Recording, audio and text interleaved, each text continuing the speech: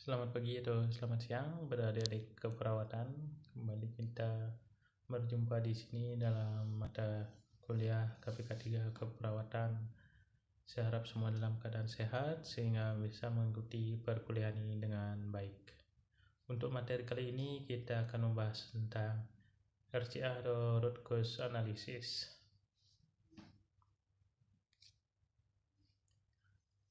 Definisi dari RCA merupakan pendekatan terstruktur untuk mengidentifikasi faktor-faktor berpengaruh pada satu atau lebih kejadian-kejadian yang lalu agar dapat digunakan untuk meningkatkan kinerja.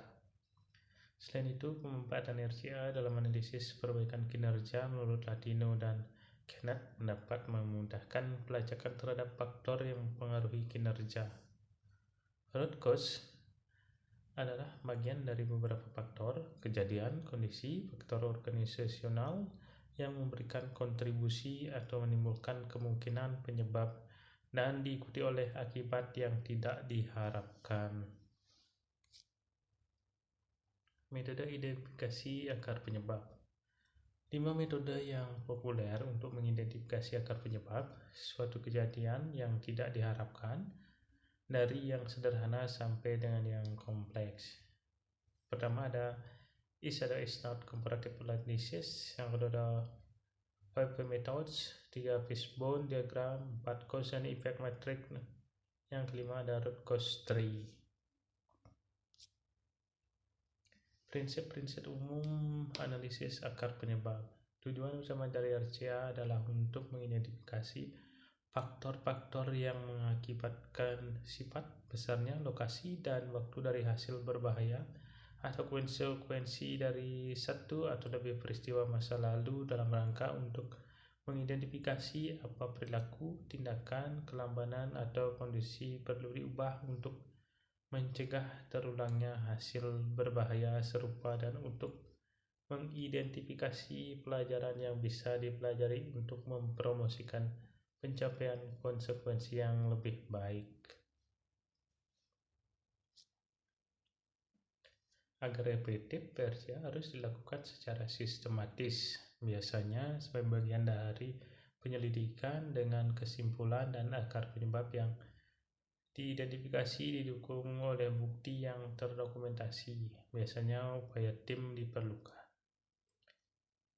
Mungkin ada lebih dari satu atau akar penyebab suatu peristiwa atau masalah. Bagian yang sulit adalah menunjukkan kegigihan dan untuk mempertahankan upaya diperlukan untuk menentukan mereka. Tujuan mengidentifikasi semua solusi untuk masalah adalah untuk mencegah kekambuhan pada biaya terendah dengan cara paling sederhana. Jika ada alternatif yang sama-sama efektif, maka pendekatan biaya sederhana atau terendah disukai. Akar penyebab diidentifikasi tergantung pada cara di mana masalah atau peristiwa didefinisikan.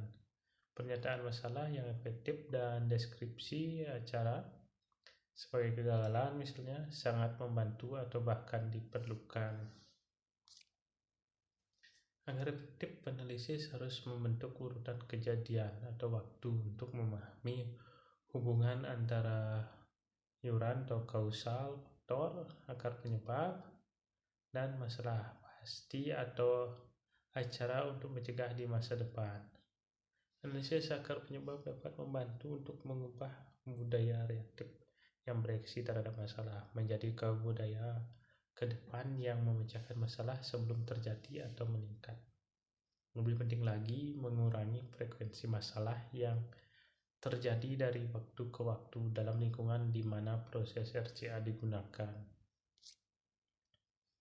RCA merupakan ancaman bagi banyak budaya dan lingkungan. Ancaman terhadap budaya sering bertemu dengan resistensi. Mungkin ada bentuk lain dari dukungan manajemen yang dibutuhkan untuk mencapai aktivitas RCA dan kesuksesan, misalnya non-hukuman terhadap kebijakan pengidentifikasi masalah mungkin diperlukan. Jenis masalah dasar. Biasanya ditemukan 3 jenis masalah dasar. Masalah fisik, masalah manusia, masalah organisasi. Langkah-langkah RCA.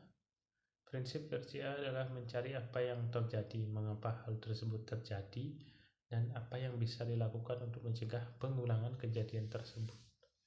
Apapun hasil RCA, manajemen puncak di rumah sakit harus mendukung hasilnya, memperhatikan rekomendasinya dengan teliti, dan membuat langkah perubahan. Berikut adalah langkah-langkah RCA seperti yang disarankan oleh Komite Keselamatan Pasien Rumah Sakit di Indonesia. Yang pertama ada identifikasi atau klasifikasi insiden. Masalah yang akan dibahas harus didefinisikan dengan baik. Pembatasan masalah dapat dilakukan untuk membuat fokus lebih cermat. Pembatasan masalah bisa dimulai dari definisi impact atau harm yang terjadi, kerangka waktu kejadian, dan unit-unit kerja yang terlibat. Salah satu alat yang dapat dipakai untuk melakukan klasifikasi dan prioritas masalah adalah membuat peringkat masalah berdasarkan konsekuensi dan likelihood. Konsekuensi adalah seberapa berat dampak dari masalah itu, sedangkan likelihood adalah seberapa sering masalah itu terjadi. Konsekuensi dan likelihood diperingkat menggunakan angka dari 1 sampai 5. Makin tinggi angka berarti makin berat atau makin sering. Setelah angka nilai konsekuen C dan likelihood L didapat, kedua angka tersebut dilakukan perkalian.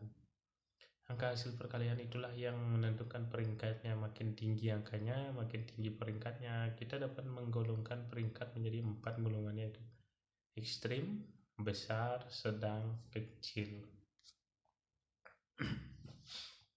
Contohnya, perawat tertusuk jarum. Konsekuensi dari insiden ini adalah 4, karena dampak dari tertusuk jarum adalah berat. Dapat tertular HIV, hepatitis B, C, dan lain-lain. Likelihood dari insiden ini adalah 5, karena insiden ini terjadi setiap bulan. Sehingga peringkat risikonya adalah 4 kali 5 sama dengan 20. Jadi berdasarkan peringkatnya termasuk ekstrim. Peringkat insiden ini memenuhi kriteria untuk dilakukan prosedur RCA. Catatan, untuk kejadian yang berdampak berat, konsekuensinya 4-5, tapi sangat jarang terjadi. Peringkat risikonya disamakan dengan ekstrim atau dilakukan prosedur RCA. Membentuk tim RCA. Membentuk tim RCA merupakan langkah berikutnya yang penting. Tanpa tim yang representatif, hasil aktivitas RCA tidak akan valid. Rekomendasi yang dihasilkannya pun tidak tepat. Oleh karena itu, perlu perhatian khusus untuk menentukan siapa saja yang dipilih untuk menjadi anggota tim. Contoh, pada kasus tertusuk jarum, anggota tim RCA adalah manajer keperawatan, manajer mutu, koordinator pengendalian infeksi, manajer peninjau medis, dan koordinator K3. Ketiga, ada investigasi atau pengumpulan data. Pada investigasi dilakukan kajian terhadap laporan kasus. Kajian terhadap laporan kasus dimulai dengan ringkasan kronologis kasus yang terjadi, pencatatan staf yang terlibat, dan beberapa wawancara. Dalam pengumpulan informasi kasus ini hendaknya dilakukan dengan wawancara, observasi, dan dokumentasi yang cermat, hati-hati, dan valid. Penyajian data dipergunakan sebagai alat memetakan kronologi kejadian. Ada 4 metode yang bisa dipakai dalam memetakan kronologi insiden, yaitu kronologi narasi, timeline, tabular timeline, dan time person grid.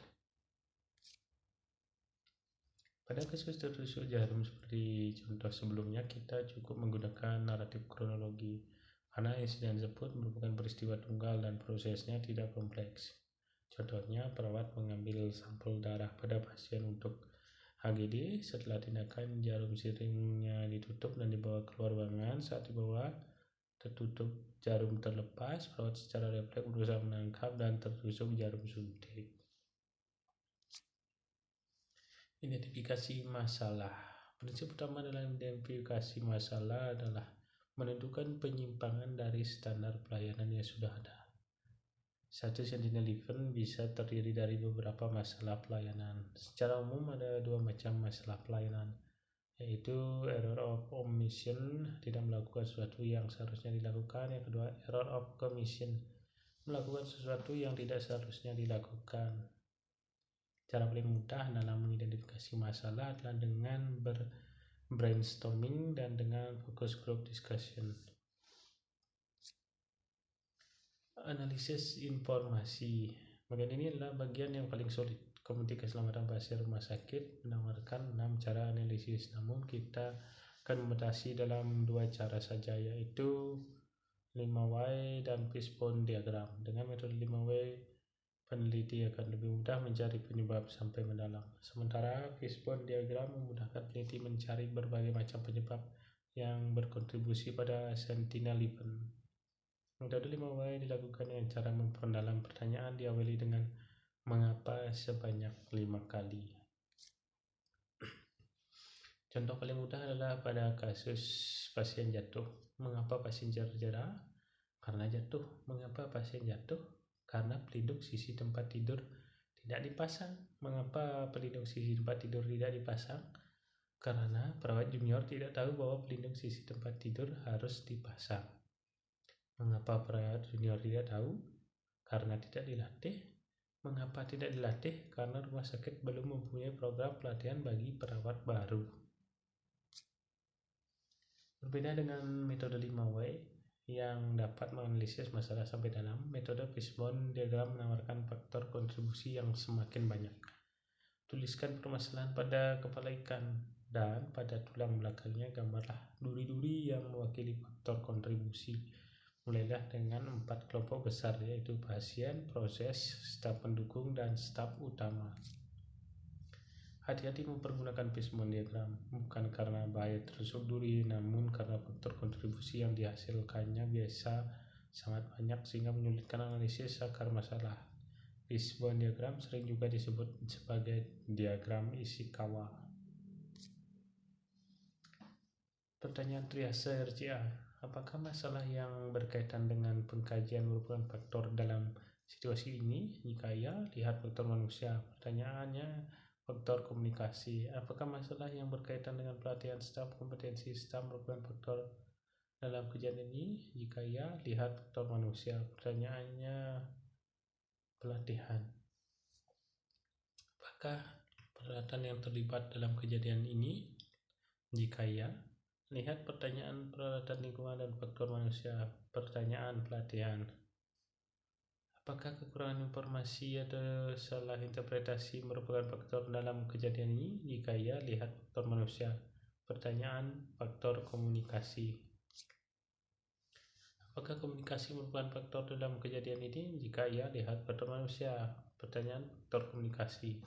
Apakah prosedur kebijakan atau aturan memadai dan kekurangannya merupakan faktor dalam kejadian ini? Jika ya, lihat pertanyaan faktor prosedur kebijakan atau aturan. Apakah kegagalan penghalang yang dirancang untuk melindungi pasien, staf, peralatan, atau lingkungan merupakan faktor dalam kejadian ini? Jika ya, lihat penghalang dan tanggapan terhadap hal itu. Apakah personel dan masalah personel merupakan faktor dalam kejadian ini? Jika ya, lihat faktor manusia, pertanyaan pelatihan, komunikasi, dan kelelahan atau penjadwalan. Terus datang kembali ke pertanyaan ini hingga Anda puas bahwa Anda telah menjawab semua pertanyaan Anda. Pada kasus tertusuk jarum seperti di atas, contoh tinggal tulang ikannya adalah seperti di bawah ini. Dari kepalanya tertusuk jarum setelah mengambil sampel darah HGD. Kemudian alat tidak menjamin keselamatan, belum dilakukan tinjauan keselamatan pada alat, itu dari faktor peralatan, faktor kondisi kerja, faktor tim dan sosial, faktor pasien, faktor organisasi dan strategi. Pada faktor penghalang, faktor pendidikan dan pelatihan, faktor kebijakan prosedur, faktor komunikasi, dan faktor individu. Hasil dari analisis ini adalah didapatkan bahwa faktor yang berperan terhadap diri tersebut. Untuk setiap faktor yang berperan, dilakukan prosedur pertanyaan 5W sampai tidak ada jawaban lagi yang dapat dikemukakan. Jawaban terakhirlah yang biasanya merupakan akar masalah. Pada kasus tertusuk jarum di atas, akar masalahnya adalah belum dilakukan tinjauan keselamatan pada alat, belum ada prosedur yang aman, barrier yang ada tidak dirancang untuk melindungi staf. Sebagai bagian akhir dari analisa ini, kita mencoba membuat pertanyaan sebab akibat untuk menguji apakah akar masalah yang kita dapatkan berhubungan sebab akibat dengan insiden yang terjadi. Juga untuk menguji apakah jika akar masalah tersebut diatasi, insiden dapat dihindari. Contoh penelitian sebab akibat. Karena belum dilakukan tinjauan keselamatan pada sirine AGT, maka belum ada mekanisme yang menjamin keselamatan selama memakai alat tersebut, yang menyebabkan mekanisme yang ada gagal mencegah terjadinya insiden tertusuk jarum.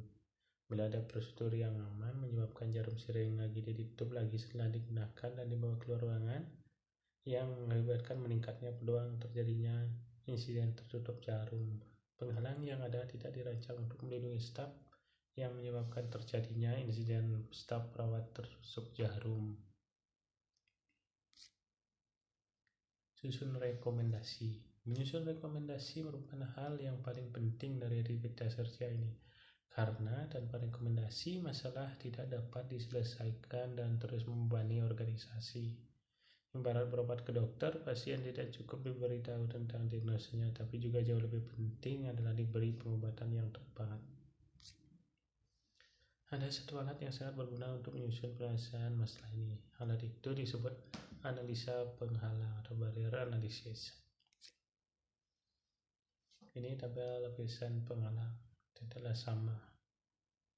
Dari ilustrasi di atas, jelas terlihat bahwa tebal lapisan penghalang tidak sama. Yang paling kuat adalah adanya alat, sedangkan yang paling lemah adanya kebijakan.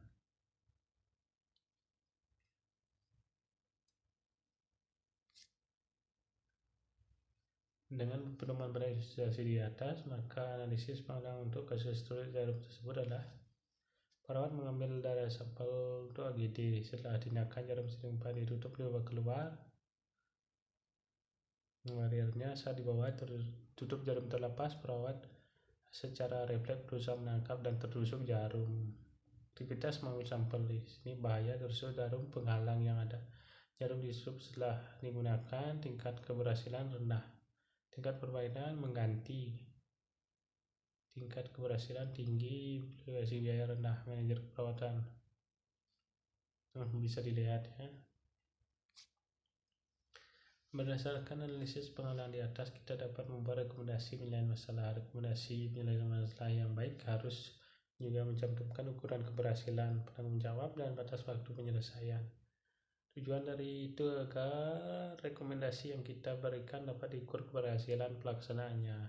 Jelas siapa penanggung jawabnya, serta ada batas waktu yang jelas kapan rekomendasi itu harus terlaksana. Contoh rekomendasi kasus tertutup jarum dapat dilihat di layar. Dari akar masalahnya apa, rekomendasinya, ukuran keberhasilan, penanggung jawab siapa, sampai batas waktu penyelesaian. Terima kasih banyak. Mungkin itu yang dapat disampaikan untuk pertemuan kali ini. Silakan disimak lagi. Selamat pagi atau selamat siang, dan tetap jaga kesehatan. Semoga materi kali ini bermanfaat untuk kita semua. Sampai jumpa.